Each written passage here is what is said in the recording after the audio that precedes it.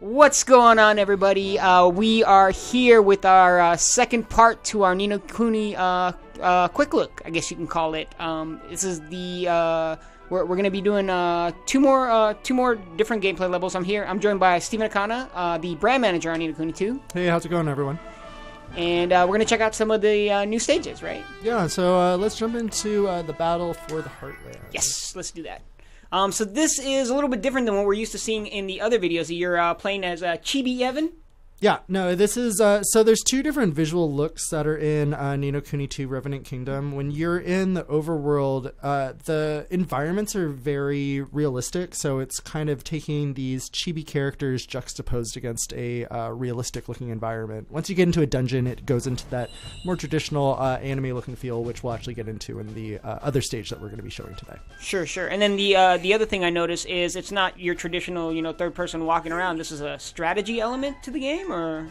Yeah, it has some kind of elements of a real-time strategy. So think about, you're able to take and dispatch your infantry and go into little overworld battles where, depending on which type of characters you dispatch, which leaders you have for different groups, it can change the course of how your battle functions. So in this demo, we're actually showing in the game, Evan and his crew, they need to find a place where they can set up their own kingdom. We recently announced that in Ni no Kuni 2 Revenant Kingdom, Evan's going to be creating his own kingdom called Evermore.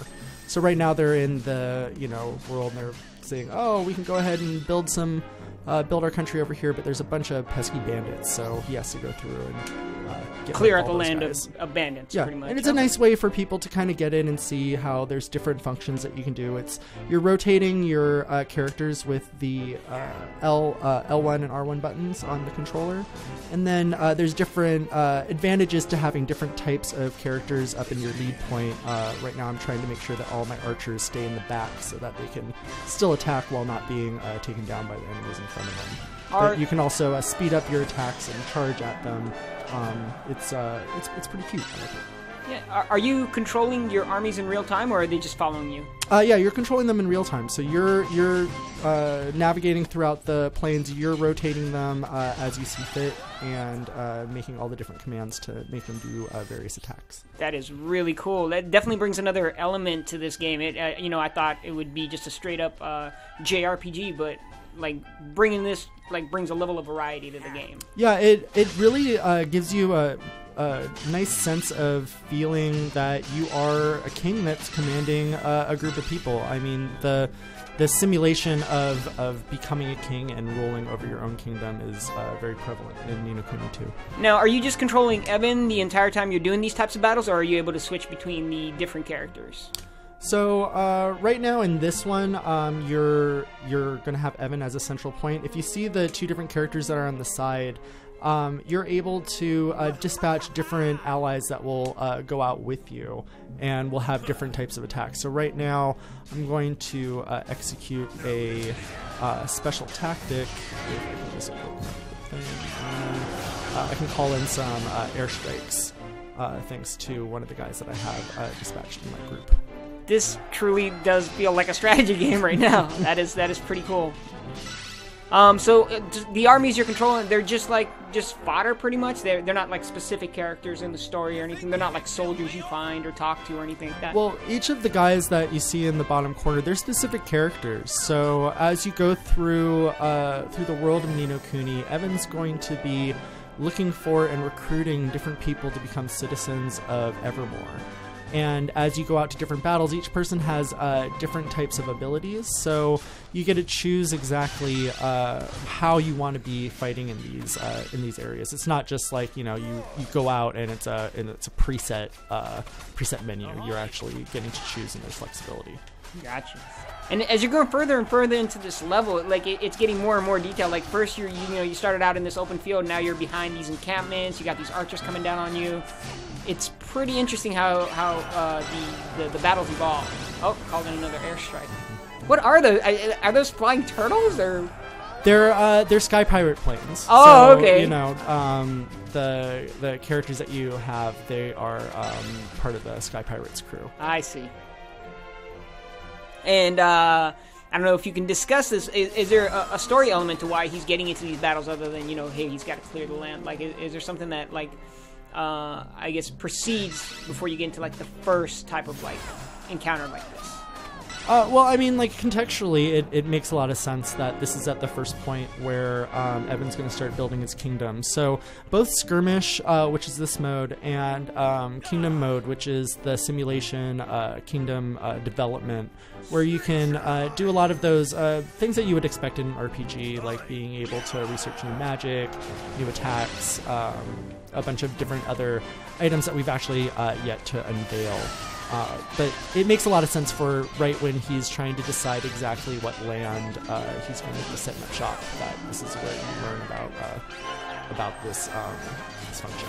Gotcha. And are your armies upgradable? Like, are you able to upgrade your archers with stronger bows? Are you able to upgrade your soldiers with better armor? Yeah. No. There's a lot of different. There's different types of infantry that you're able to dispatch. In this one, there's only the archers and the foot soldiers. But as you see in the top right corner, there is an element of a bit of rock, paper, scissors. I see that, yeah. That will really kind of dictate which enemies you're more advantageous against. And when you go into the full game, right now there's only 2 different groups that you're utilizing, but you can utilize up to 4. So there's a lot of strategy in being able to choose the right group that you set out with. And I believe today we released a bunch of new content. Like we put out our making of video. Yes. And there was a couple cuts of footage that we also provided, and one of them is a longer form skirmish battle that you can see where you're actually going in, you're fighting some wyverns, and you can actually be pretty dynamic as you progress through. But, yeah, and this one's a great way of just kind of, coaxing people in and making sure that they understand what the gameplay flow feels like. Yeah. And you'll be able to see those on the Bandai Namco social media channels. You'll see them. You can definitely check them out on our YouTube channel. We'll have posts about them on Twitter, Facebook, etc. So that was the army battles. Yep. Now we are going to get into something a bit more traditional in terms of Ni no Kuni 2. We're going to get into the Wyvern battle. Yeah, so this is a great way of being able to see how some of the instance battles occur in the overworld, but then also jumping into a dungeon and fighting a mid-scale boss. I'm excited to see this. I have not. So this. I don't know if I want you to spoil. Will this be a boss battle? Will there be a boss battle, or is it just enemies like fodder? I guess we're going to find out. Oh, in this? Yeah, in this stage? demo here, in this one here. Oh, that's what I just said. Oh, okay. Yeah. I'm paying attention. Hey. So we get a little bit of dialogue here. Yeah, so in the story at this point, basically Roland and Evan, they've met the Sky Pirates, and Batu, who's the head of the Sky Pirates, is letting him know about his adopted daughter Tani, who has been recently abducted by a group of wyverns. And basically the group, they saw like, oh, the wyverns have come through and they've stolen Tani, and well, she's gone now. And Evan and Roland really decide that this is unacceptable. We're gonna go and save her. So that's what our mission at hand is right now. Okay, cool.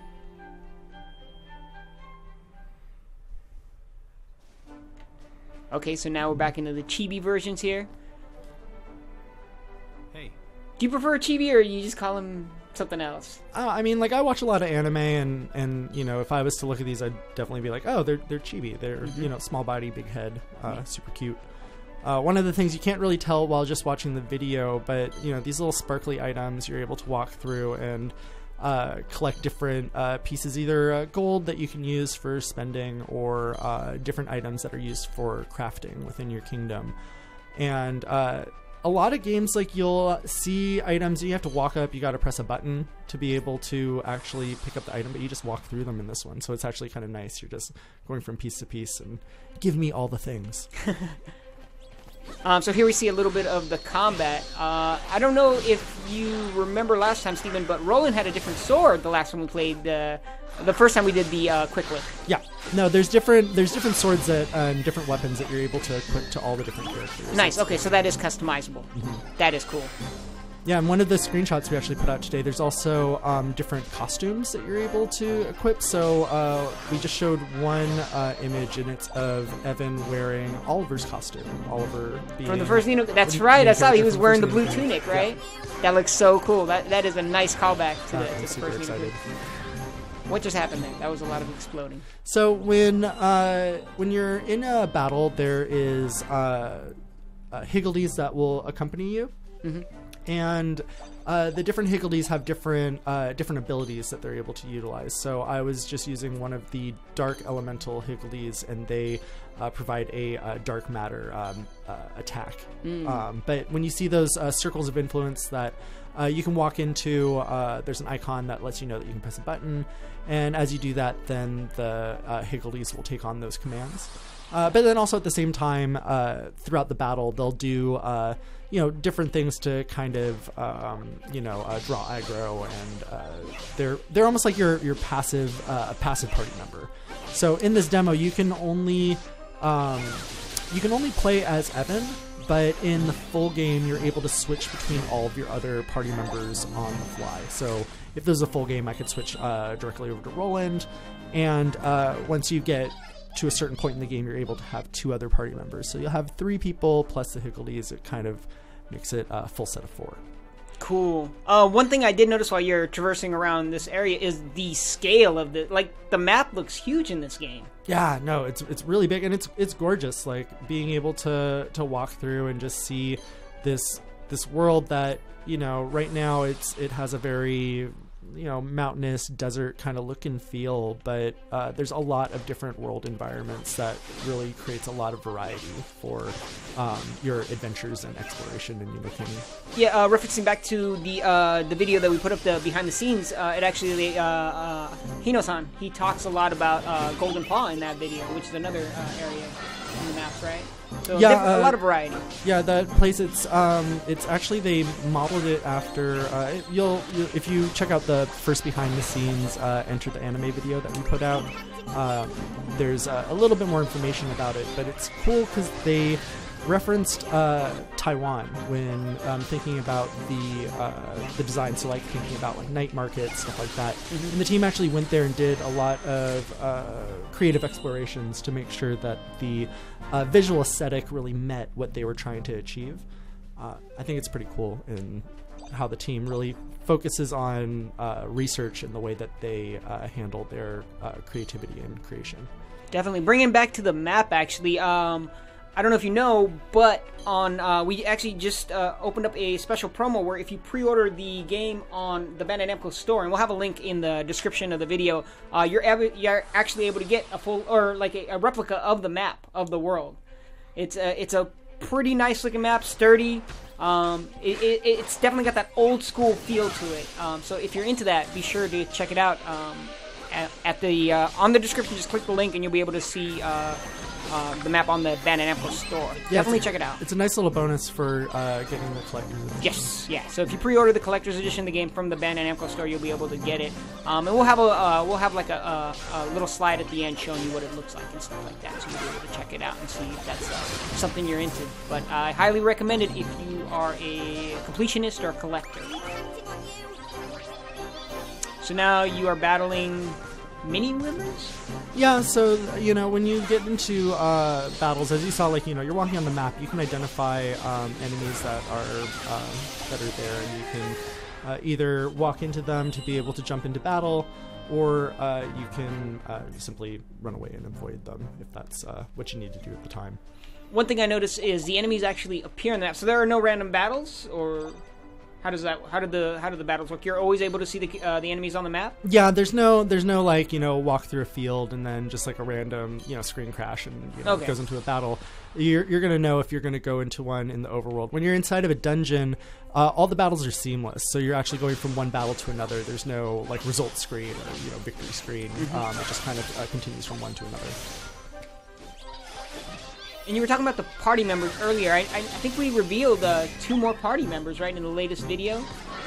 There's, I can't remember her name. She's kind of a mechanic. Bracken. Bracken, and, that's right. Zip Vector. Yeah.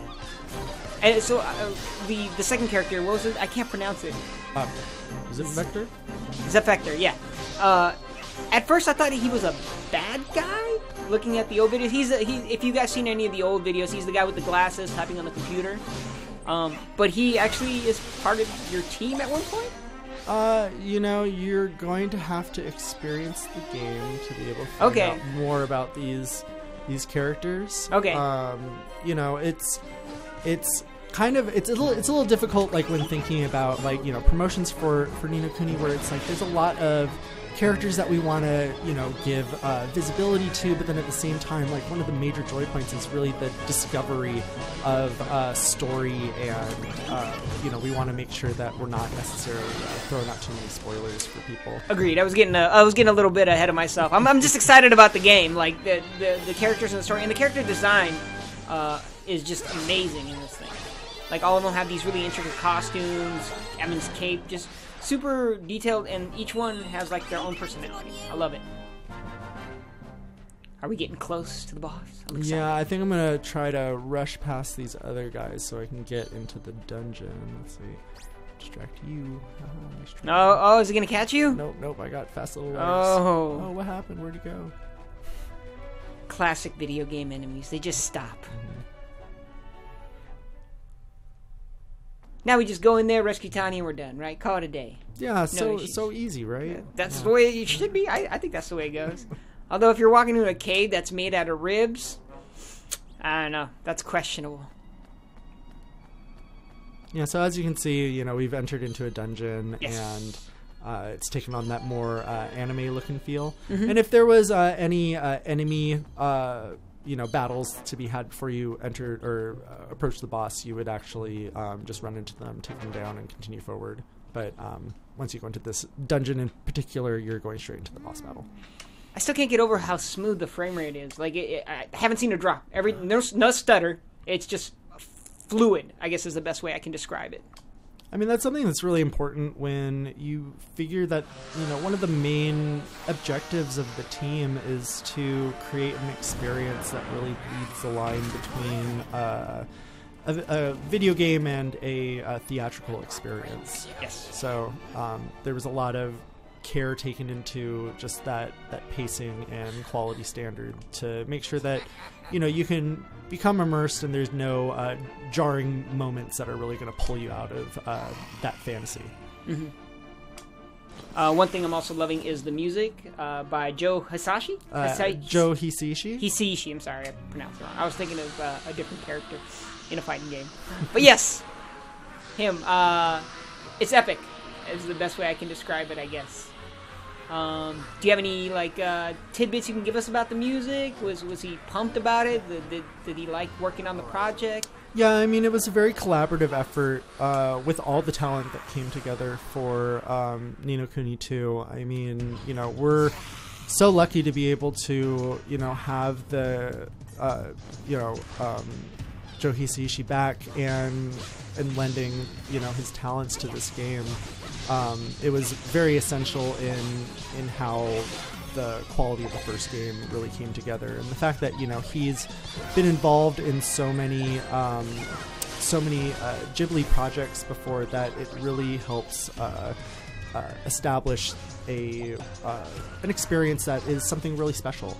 And you know, he utilized he worked with the Tokyo Philharmonic Orchestra to do all of the recording for all the in-game music. Oh, okay, wow. I didn't know that. Alright, that's awesome. What I guess, what kind of style would you say this game's music is? Is it more like operatic? Is it smooth jazz, country? Well, I mean, the music does have a very theatrical feel to it, but when, you know, creating a soundtrack to a game, there is a lot of differences in how you would compose something, say for like an orchestra or for a movie or television. There's different things you have to consider when crafting that type of music. Yeah, I mean, the music sets the tone for the game, and you want to make sure that it, you know, they both work well with each other. Let's talk about this battle here. So this is why did he kidnap Connie, by the way? Or can you, I don't know if you can go into that or not. Yeah, well, I mean the Wyverns feel that this is their territory, so I'm not going to say exactly why they kidnapped Tawny. Sure. That's, once again, discovery Yep. is what we want. Is important. Don't want to spoil. Okay, fair enough. And it looks like you're halfway through with this guy. Yep. I think I just saw your buddy Lofty come up. Am I missing something, or was that just one of the Higgledies that looks like Lofty? That was probably one of the Higgledies. sun form Higgledies. Ah, okay. Can you talk about a little bit of what just happened there? So if you stun an enemy at the right point, you're able to go into an awakened state where you're able to have overpowered attacks, and you can utilize multiple special attacks without having to utilize what would have normally been one of those blue gems that you see above the life bar. Every time you're doing physical attacks, it helps fill up those gems, but every time you want to use a special attack or one of your skills, then it's going to require you to continue to hit people and make sure that you have those blue orbs. I see. The other thing, obviously, I think people have noticed is the combat's very different compared to Ni no Kuni 1. Ni no Kuni 1 was turn-based combat. This is all real-time. Which do you prefer? What feels better? So, I mean, I love turn-based RPGs. I think that, you know, the previous Ni no Kuni was kind of a hybrid. You know, there was open movement, but when you brought up your action palette, basically, it would freeze the game, so you could make choices of, you know, what type of attack you want to do, if you want to switch to one of the familiars or one of your other party members. So I think this one actually, it feels very modern. It is a nice way of, it feels balanced in how you have different things that you're thinking about, whether it's like what are the different things that Higgledies can do, what is the skill set that Roland has or Tawny has, or whatever your whoever your other party members are. So I think that it actually is it's a nice graduation to a new gameplay style that I think people will really dig. Now, you mentioned you're able to switch between characters. When you switch between the characters, are you still able to control the Higgledies in combat? Yeah, so Okay. you know, no matter who your lead point is, they're able to engage with the Higgledies, and if they're offering up an attack skill, then anyone can activate them.